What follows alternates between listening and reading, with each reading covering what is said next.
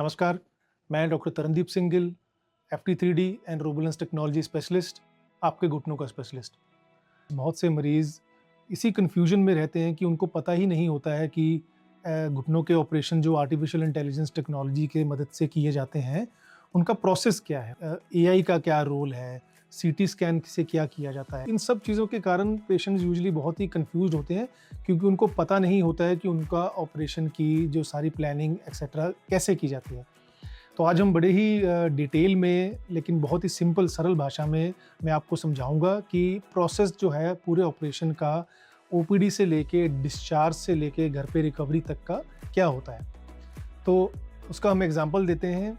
अगर किसी भी पेशेंट को घुटनों का दर्द हो रहा है तो वो मेरे को max super speciality hospital Mohali Chandigarh tri city में आके मिल सकते हैं।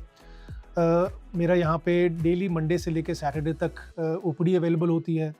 आप फ्रंट डेस्क पे आके अपना OPD स्लिप का रजिस्ट्रेशन करवा के आप मेरे को OPD में मिल सकते हैं। सबसे पहला जो स्टेप होता है वो ये है कि मैं हर एक मरीज़ से पर्सनली मिलता हूँ, कि घुटनों के दर्द के बारे में सारा उनसे विस्तार में जानकारी हासिल करता हूँ कि घुटनों का दर्द कब शुरू हुआ, कैसे हुआ, कितने समय से है, क्या-क्या प्रॉब्लम आ रही है। उसके बाद हम घुटनों का उनका एग्ज़ामिनेशन करते हैं, जाँच करते हैं, घुटनों को मोड़ के देखते हैं, उनका आकार देखते हैं। इन सब चीज़ों में कोई भी दर्द, तकलीफ़ या घबराने की बात नहीं होती है। ये OPD रूम में मैं ही हर एक मरीज़ का एग्ज़ामिनेशन करता हूँ। जब OPD में उनका एग्ज़ामिनेशन हो जाता है तो उनके कुछ एक्स-रेज़ करवाने के लिए भेजा जाता है। तो उनके लिए एक्स-रेज़ में मैं एक्स-रेज़ लिख के देता हूँ। एक्स-रेज़ के अंदर उनके एक्स-रेज़ की स्टेजिंग की जाती है। वो स्टेजिंग भी OPD में मैं ही करता हूँ। अगर किसी पेशेंट के घुटनों की स्टेजिंग में स्टेज 4 आ चुकी होती है, तो उनको हम ऑपरेशन की सलाह देते हैं। अगर FT3D रिसर्फेसिंग और रोबोलेंस के ऑपरेशन की सलाह दी जाती है, तो उसके बाद जो प्रोसेस होता है, वो कोई ज़्यादा मुश्किल वाला प्रोसेस नहीं होता है। बहुत ही आसान प्रोसेस होता है, कुछ घंटों में ही हम सारी जानकारी ले लेते हैं। हर एक पेशेंट को मैं पर्सनली उनके ऑपरेशन के बारे में, उनके प्रॉब्लम के बारे में, इलाज के बारे में सारी चीज़ें क्लियरली एक्सप्लेन भी करता हूँ। उनके मन में जो सवाल होते हैं, उनका जवाब भी दिया जाता है। मरीज़ के और उनके साथ आए हुए जो रिलेटिव्स होते हैं, उनके सारे सवालों का जवाब मिल जाता है। वो बिल्कुल सैटिस्फाई हो जाते हैं कि वो समझ चुके होते हैं अपने घुटनों के ऑपरेशन के बारे में। फिर उनको हम CT स्कैन के लिए भेजते हैं। CT स्कैन कोई भी फुल बॉडी CT स्कैन नहीं होता है। उसमें कोई भी डरने वाली बात नहीं होती है कि उनको किसी मशीन के अंदर डाल दिया जाएगा और पता नहीं वो डर लगने वाली चीज़ तो नहीं होगी। CT स्कैन सिर्फ टाँगों का किया जाता है और वो CT स्कैन भी कुछ मिनटों में ही हो जाता है। CT स्कैन के बाद उनको वापस हम OPD में बुला लेते हैं।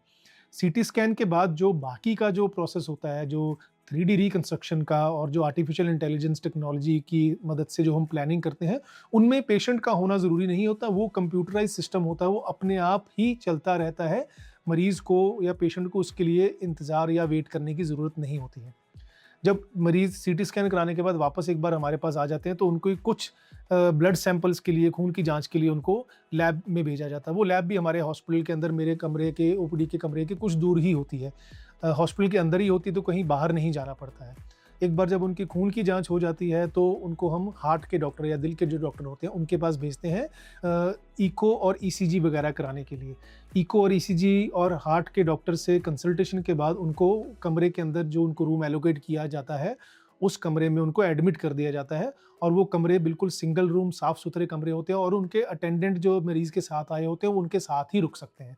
तो ऐसा बिल्कुल भी नहीं उनको लगना चाहिए कि वो अकेले कहीं एडमिट हो जाएँगे और उनके रिश्तेदारों को साथ में या फैमिली मेंबर्स को मिलना अलाउ नहीं किया जाएगा। फैमिली मेंबर्स मरीज़ के साथ ही रहते हैं, हर एक कदम पे रहते हैं।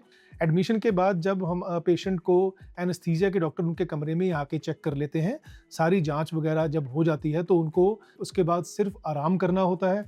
सर्जरी का टाइमिंग अगले दिन ही तय किया जाता है। उसी दिन सर्जरी नहीं की जाती है, तो मरीज़ को ज़्यादा घबराने की बात नहीं होती है। उस दिन आप मरीज़ आराम से बैठ के टीवी देख सकते हैं, खाना खाना वगैरह, पानी पीना, चाय पीना या अपने फैमिलीज़ के साथ बातचीत करना, बड़े ही आराम से वो अपने कमरे में कर सकते हैं।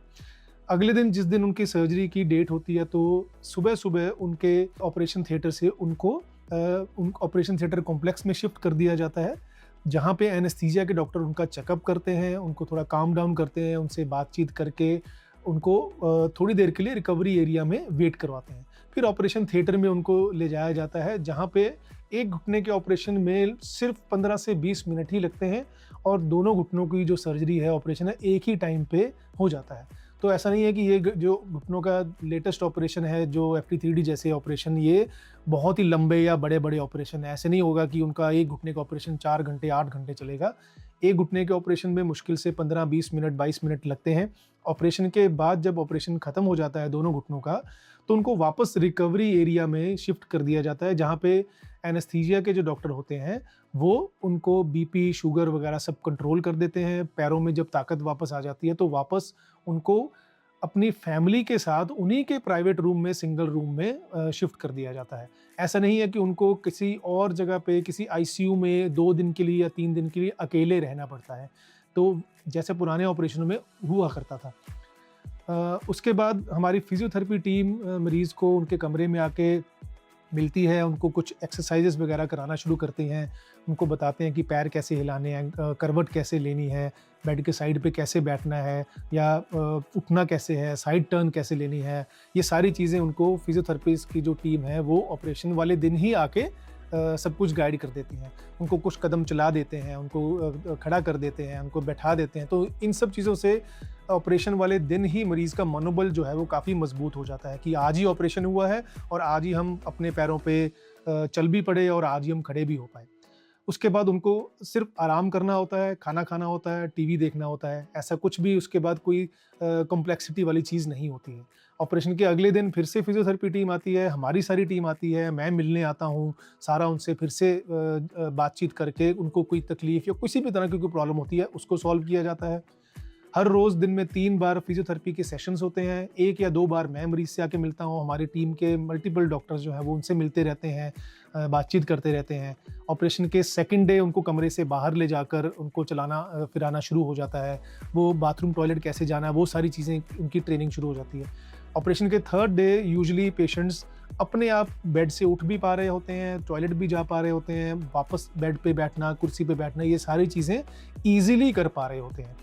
और ऑपरेशन के थर्ड डे हम यूजुअली पेशेंट्स को डिस्चार्ज कर देते हैं, हॉस्पिटल से छुट्टी दे देते हैं। जो लोग अपने कार में आए होते हैं वो वापस घर अपने कार में जा सकते हैं, जो लोग फ्लाइट से आए होते हैं वो वापस फ्लाइट में जा सकते हैं, जो लोग ट्रेन से आए होते हैं वो वापस ट्रेन में चले जाते हैं। हमारी कोशिश रहती है कि हम ज़्यादातर पेशेंट्स को, अगर कोई दूर से जो आते हैं, उनको एयरपोर्ट या रेलवे स्टेशन या बस स्टैंड से पिकअप भी हम करें और उसके बाद वापस छुट्टी के समय हम उनको ड्रॉप भी रेलवे स्टेशन या एयरपोर्ट पे या बस स्टैंड पे ड्रॉप भी करके आते हैं।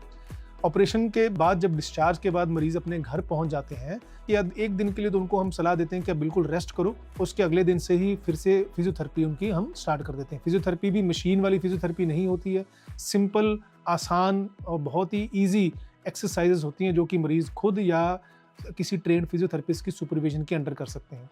ऐसी फिज़ियोथेरेपी भी 6 महीने, 3 महीने तक नहीं चलनी होती है। जो नए ऑपरेशंस हैं आर्टिफिशियल इंटेलिजेंस टेक्नोलॉजी की मदद से जो किए जाते हैं, उनमें फिज़ियोथेरेपी सिर्फ 3 या 4 हफ्तों के लिए ही कराने की ज़रूरत होती है।